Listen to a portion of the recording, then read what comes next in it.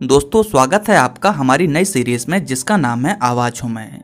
यहाँ हम बेसिकली आवाज के उन सुपरस्टार्स की बात करते हैं जिनके डबिंग की वजह से हम अलग अलग लैंग्वेजेस की फिल्मों को अपनी स्पेसिफिक भाषा में देख पाते हैं। इन्हीं डबिंग आर्टिस्ट की बदौलत साउथ फिल्मों की रीच इतनी बढ़ चुकी है कि इन्हें इंडिया के हर कोने में तो देखा ही जाता है, उसी के साथ इंडिया के बाहर पाकिस्तान, नेपाल, म्यांमार और अमेरिका जैसे न जाने कितने देशों में इनकी रीच पहुंच चुकी है। अलग अलग देश के लोग इन फिल्मों को एंजॉय कर रहे हैं और साउथ के एक्टर्स को ग्लोबली रिकॉग्निशन मिल चुकी है। कई मामले में साउथ एक्टर्स बॉलीवुड के एक्टर्स से कहीं आगे निकल चुके हैं। लेकिन आज साउथ एक्टर्स और साउथ की फिल्मों को इतनी पहचान जिसकी वजह से मिली है उन्हें कोई नहीं जानता। पर्सनली उन डबिंग आर्टिस्ट के बारे में किसी के पास जानकारी नहीं है कि उनके फेवरेट एक्टर को आखिर आवाज़ कौन देता है। उसी पर्पस के साथ हमने ये सीरीज चलाई है जिससे हम आपको आवाज़ के धुरंधरों से मिलवा सके। दोस्तों इस सीरीज के एपिसोड नंबर 1 में हमने संकेत मात्रे की और एपिसोड नंबर 2 में सचिन गोले की बात करी थी। हमारे वीडियो से खुश होकर खुद संकेत मात्रे सर ने हमें जवाब दिया था। दोस्तों आज इस सीरीज के एपिसोड नंबर 3 में हम इंडियन डबिंग इंडस्ट्री के one of the top dubbing artist mister Amar Babaria sir की बात करने वाले हैं। गली का कुत्ता भौंकता और बोटी नोचता है, शेर अपना शिकार खुद दबोचता है। तो दोस्तों चैनल को सब्सक्राइब करके वीडियो के साथ बने रहें। दोस्तों इंडियन डबिंग इंडस्ट्री के कुछ मजबूत पिलर्स की बात की जाए तो उसमें अमर बाबरिया सर का नाम जरूर आएगा। आज इनको डबिंग इंडस्ट्री में 25 साल से भी ज्यादा होने को हैं।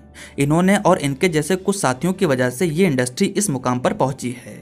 इन्होंने कई सारी animated series, Hollywood movies, animated films और 100 से ज्यादा साउथ फिल्मों में अपनी आवाज दी है। स्पेसिफिक एक्टर की बात की जाए तो ये जैकी चैन के ऑफिशियल डबिंग आर्टिस्ट हैं। इन्होंने जैकी चैन को बहुत सारी फिल्मों में आवाज दिया है। वहीं इनको सबसे ज्यादा जिस रोल के लिए पसंद किया जाता है वो है मास महाराजा रवि तेजा का। जी हाँ दोस्तों, अमर बाबरिया सर रवि तेजा के ऑफिशियल डबिंग आर्टिस्ट हैं। कौन सी बाटली का ढक्कन कब खुल जाता है पता ही नहीं चलता। दोस्तों रवि तेजा सर की मोस्ट ऑफ द फिल्मों में आपको इन्हीं की आवाज सुनने को मिलेगी। इनकी आवाज रवि तेजा सर की पर्सनैलिटी पर इतना मैच होती है कि ऑडियंस इनके सिवाय किसी और की आवाज उन पर सुनना ही नहीं चाहती। हाल में ही क्रैक मूवी में रवि तेजा को किसी और ने डब किया। ऑडियंस ने उस फिल्म को सिरे से नकार दिया और किसी को मजा ही नहीं आई। बाद में ऑडियंस की डिमांड पर क्रैक मूवी की रीडबिंग करवाई गई जिसमें रवि तेजा की आवाज को अमर बाबरिया सर से ही डब करवाया गया। तब जाकर फैंस को तसल्ली हुई। ये पावर है अमर बाबरिया सर का। खैर इसके अलावा इनकी आवाज पवन कल्याण की भी ऑफिशियल आवाज मानी जाती है। इन्होंने पवन कल्याण की मोस्ट ऑफ द फिल्मों में अपनी आवाज दी है।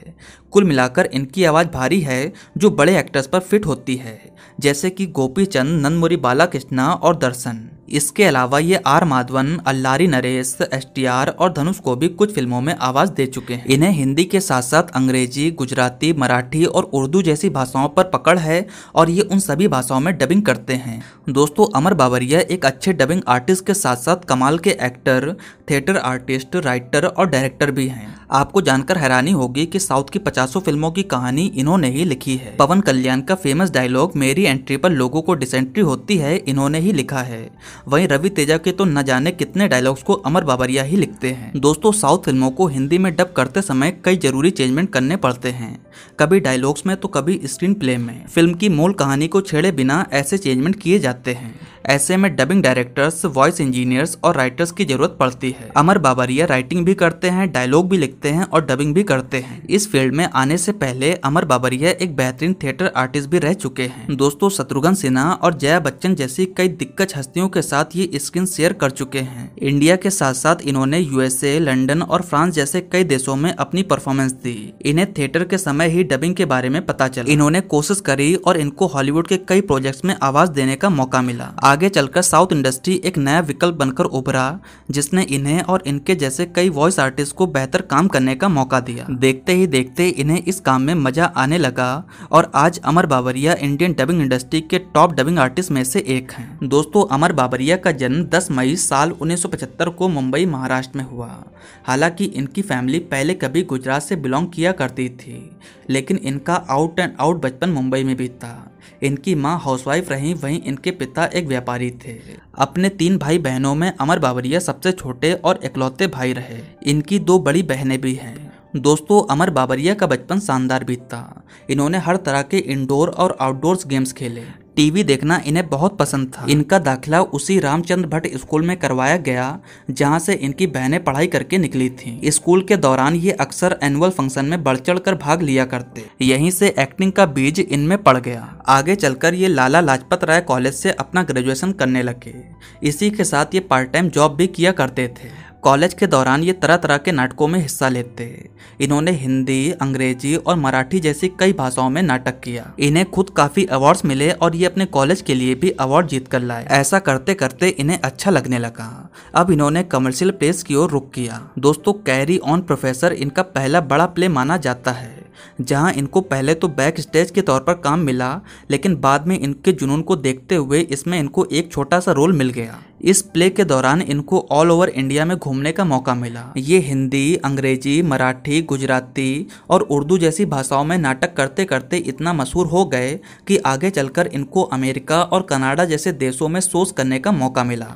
इसके बाद इनको माँ रिटायर होती है नाम के प्ले में काम करने का मौका मिला, जहां इन्होंने जया बच्चन के साथ स्क्रीन शेयर किया। आगे चलकर ये शो इतना सक्सेसफुल हुआ कि इन्हें जया बच्चन के साथ आगे डॉक्टर मुक्ता में भी काम करने का मौका मिला। ऐसा करते करते कॉलेज के 5 साल भी बीत गए और ये पूरी तरह से प्लेज में एक्टिव रहे। सन 2000 के आसपास इनको शत्रुघ्न सिन्हा जी के साथ पति पत्नी और मैं में काम करने का मौका मिला, जहाँ इन्होंने अमोल पालेकर जी के रोल को रिवाइव किया। अब तक अमर बाबरिया थिएटर की दुनिया का एक बड़ा नाम बन चुके थे। इनकी आवाज के चलते इन्हें डबिंग का भी किसी ने सजेशन दिया। उस समय इन्हें वॉइस डबिंग के बारे में कोई आइडिया नहीं था। इन्होंने सभी से जानकारी ली और ये मनमोहन मंटू के पास पहुंचे। मनमोहन मंटू ने इन्हें डबिंग आर्टिस्ट के तौर पर काम तो नहीं दिया, हालांकि डबिंग डायरेक्टर के तौर पर रख लिया। शुरुआत में इन्हें कभी कदार 1-2 लाइनें बोलने को मिल जाया करती। धीरे धीरे इनके कॉन्टैक्ट बढ़ने लगे और इनकी मुलाकात लीला जी से हुई। इसके अलावा भी इनकी इस इंडस्ट्री से जुड़े कई नामचीन हस्तियों से भी मुलाकात हो गई। अब इन्हें डबिंग के रोल्स मिलने लगे। अब ये डबिंग और थिएटर्स में बराबर बैलेंस बनाकर चल रहे थे। सबसे पहले इनको हॉलीवुड की कई फिल्मों में छोटे छोटे कैरेक्टर्स को आवाज देने का मौका मिला। आगे चलकर इनको जैकी चैन को भी अपनी आवाज देने का सौभाग्य मिला और ये मोमेंट अमर बाबरिया के लिए सबसे बड़ा मोमेंट था। इन्होंने जैकी चैन को द टक्सीडो और द फॉरबिडन किंगडम जैसी कई फिल्मों में आवाज दिया। इसके अलावा LIC जीवन बीमा, मारुति, HDFC होम लोन्स और फ्लिपकार्ट जैसे कमर्शियल एड्स में भी आपको इन्हीं की आवाज़ सुनने को मिलती है। इन्होंने एक से बढ़कर एक हॉलीवुड फिल्मों में अपनी आवाज़ दी और उन फिल्मों की कहानी भी लिखी। यहाँ कहानी लिखने का मतलब है एक्चुअल कहानी नहीं, बल्कि हिंदी डबिंग का स्क्रीन प्ले। बात करें साउथ फिल्मों की तो इनकी शुरुआत सन 2007 में प्रिया सखी फिल्म से हुई, जहाँ इन्होंने R माधवन को अपनी आवाज़ दी। आगे चलकर इन्होंने R माधवन को आर्या फिल्म में भी आवाज़ दिया। सन 2012 में इनको पहली बार रवि तेजा को भी आवाज़ देने का मौका मिला। ये फिल्म थी खतरनाक। इनकी आवाज़ रवि तेजा पर इतनी पसंद की गई कि ये रवि तेजा के ऑफिशियल डबिंग आर्टिस्ट बन गए। आगे चलकर इन्होंने रवि तेजा को निप्पू, बलूपू, पावर, शौक, चंटी, नेला टिकट, अमर अकबर अंतनी और क्रैक जैसी फिल्मों में आवाज दिया है। इसके अलावा इन्होंने रवि तेजा की मैं हूं खतरनाक, जीने नहीं दूंगा, मैं इंसाफ करूंगा, जानी दुश्मन और दादागिरी जैसी कई फिल्मों की इन्होंने कहानी और डायलॉग्स लिखे।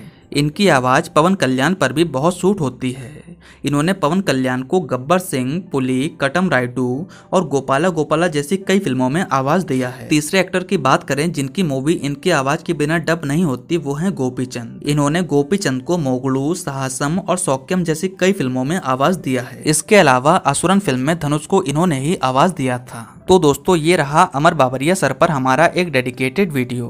आपको अमर बाबरिया सर की आवाज़ कैसी लगती है आप नीचे कमेंट सेक्शन में बता सकते हैं। साथ ही साथ नेक्स्ट अब आप किस वॉइस डबिंग आर्टिस्ट के बारे में जानना चाहते हैं ये भी नीचे कमेंट सेक्शन में ज़रूर बताएं। अगर आपको मेरा वीडियो पसंद आया हो तो प्लीज़ लाइक करें, कमेंट करें और मेरे चैनल को सब्सक्राइब करें। आपका बहुत बहुत धन्यवाद।